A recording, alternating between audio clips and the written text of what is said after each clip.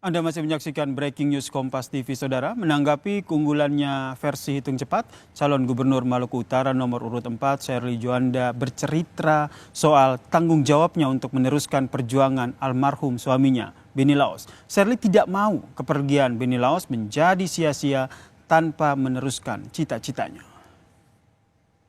Suami saya 5 tahun selama menjadi Bupati Morotai, saya melihat bagaimana beliau membangun Kabupaten Pulau Morotai, walaupun dengan APBD salah satu terkecil se-Indonesia, tapi bisa membangun, menyediakan semua fasilitas dasar yang sangat dibutuhkan untuk 9 kabupaten kota lainnya. Dan saya menemani beliau waktu turun ke desa-desa, saya melihat masyarakat sangat membutuhkan pemerintah untuk hadir membangun fasilitas dasar untuk mereka dan menyiapkan banyak hal untuk mereka yang belum ada. Untuk itu saya tidak mau kepergian suami saya sia-sia, sehingga saya memutuskan untuk melanjutkan apa cita-cita besar yang almarhum miliki untuk masyarakat Maluku Utara.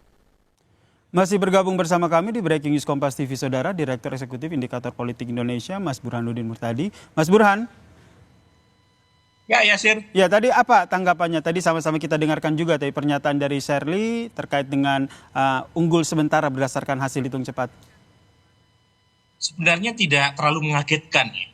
Kebetulan indikator punya 3 kali survei di Maluku Utara, termasuk survei kurang lebih 10 hari sebelum pemilu kada.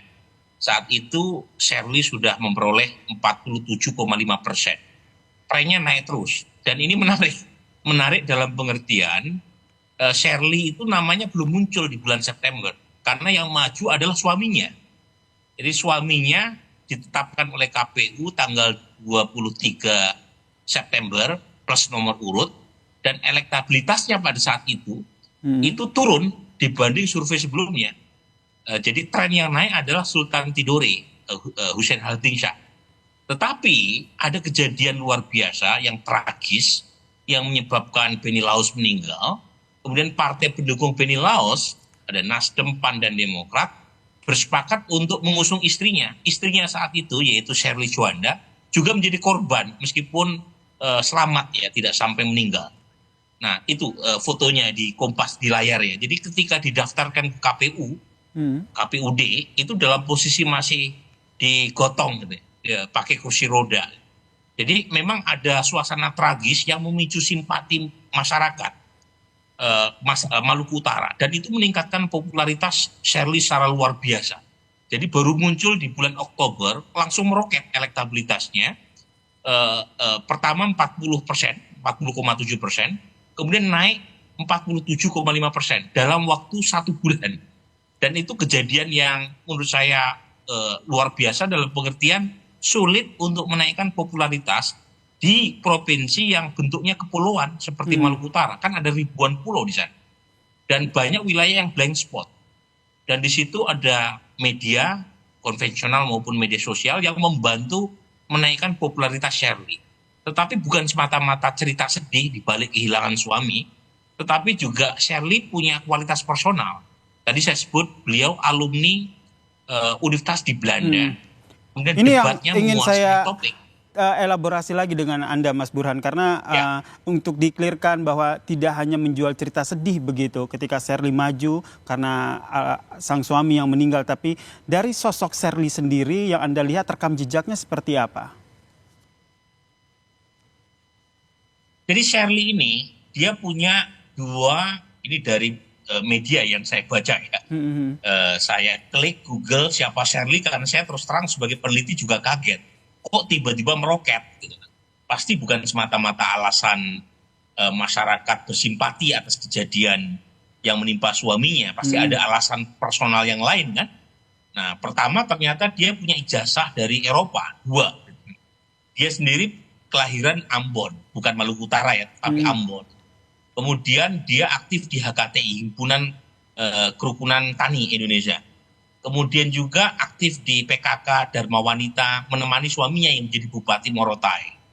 Dan penguasaan terhadap data luar biasa. Beberapa kali debat, dia hafal luar kepala berkaitan dengan isu-isu teknokratik. Ya. Dan itu yang menyebabkan dalam survei-survei pasca debat, dia unggul telak. Karena tidak sekedar menjual kesedihan, tapi juga punya modal sebagai calon kepala daerah. Dan buat saya, ini bukan soal Shirley-nya, ini kemenangan buat kebinekaan, kemenangan buat Indonesia. Dan ini eksperimen pertama calon yang kita tahu punya triple minority menang di provinsi mayoritas Muslim. Kita pernah punya pengalaman tetapi gagal dalam kasus Jakarta 5 tahun yang lalu.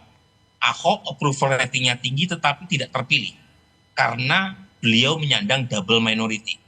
Shirley itu triple minority, Yasir. Dia Kristen, maju di wilayah yang 75% Muslim. Nah ini nih triple Kemudian minority tapi bisa menang di bisa unggul ya, maksud saya ini secara hitung cepat unggul ini. Faktor apa yang akhirnya membuat Shirley begitu melesat berdasarkan hasil hitung cepat ini? Ada juga semacam kejenuhan sekaligus kepenatan ya di kalangan warga Maluku Utara. Mereka beberapa kali memilih karena variabel politik identitas, kesamaan etnik, kesamaan agama. Tetapi kita tahu Gubernur Maluku Utara sekarang kan tersandung kasus korupsi. Kemudian adiknya maju sebagai calon kepala daerah, calon gubernur. Kemudian ada bupati lain juga yang persepsi atau approval ratingnya drop sekali di bawah 50%. Jadi memang masyarakat Maluku Utara mungkin mulai melirik alternatif lain. Bukan semata-mata memilih berdasarkan kesamaan identitas, tetapi juga mungkin berdasarkan variabel yang bersifat rekam jejak, teknokratik. Ya. Lepas apakah Shirley itu berasal dari kalangan triple minority, tapi mereka coba cari alternatif lain. Dan itu tidak bisa dipisahkan dari suaminya. Suaminya memang bupati yang sukses. Dan jangan lupa, Morotai itu mayoritas Muslim juga. Ya, jadi dan Beni Laos menjadi kepala daerah di Kabupaten Morotai yang mayoritas Muslim. Persis seperti Ahok ketika menjadi bupati di Belitung yang mayoritas Muslim. Tetapi gubernur dari kelompok minoritas. Oke, artinya ini modal yang dimiliki oleh Mas Burhan, artinya ini modal yang dimiliki oleh Shirley di injury time ini akhirnya dimanfaatkan oleh partai politik begitu, sehingga dorongan dari partai politik ini juga bisa membuat Shirley akhirnya unggul berdasarkan hasil hitung cepat ini. Sebenarnya peran partai politik dalam pilkada serentak tidak besar. Oke, Anda melihat Apalagi ini tidak terlalu besar ya, lebih mendominasi sosok Shirley-nya begitu? Ya, misalnya Golkar dan Gerindra itu tidak mendukung Shirley. Dua partai terbesar di Indonesia ini itu mendukung Alion Mus. Kemudian PD Perjuangan mendukung Sultan Hatimsyah.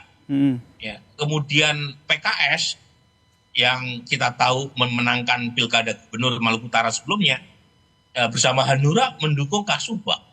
Jadi partai-partai yang mendukung Shirley ini bukan partai besar. Jadi Partai Nasdem, Partai Demokrat, dan Partai PAN itu bukan partai yang dominan. Jadi sebenarnya peran partai tidak cukup kuat seperti halnya di tempat lain. Pilkada itu lebih mengandalkan pada sosok. Dan sosok Shirley kebetulan hadir pada saat yang tepat di provinsi yang mayoritas Muslim, bisa menerima triple minority. Itu suatu hal yang kita harus apresiasi kepada warga Maluku Utara. Amerika saja sampai sekarang belum pernah punya presiden perempuan. Ini bukan hanya sekedar perempuan, non-Muslim, dan Tionghoa. Jadi menurut saya lepas dari apapun, ini adalah satu terobosan, dan kita berharap misalnya nanti ada gubernur Muslim di wilayah atau di provinsi mayoritas non-Muslim. Jadi orang memilih bukan karena faktor primordial, tapi betul-betul karena faktor merit, betul-betul karena faktor teknokratik dan rekam jejak. Nah itulah Indonesia ya, yang saya harapkan menular virus ini ke banyak tempat, bukan didasarkan pada pilihan primordial, tapi alasan berdasarkan teknokratik dan alasan meritokratik. Betul-betul karena sosok ya akhirnya mereka memilih Shirley memilih seorang calon di pilkada ini. Terima kasih Direktur Eksekutif Indikator Politik Indonesia, Mas Burhanuddin Muhtadi telah bergabung bersama kami di Breaking News Kompas TV. Salam sehat Mas Burhan. Makasih Yasir, makasih Kompas TV. Breaking News Kompas TV masih akan kami lanjutkan usai jeda berikut ini.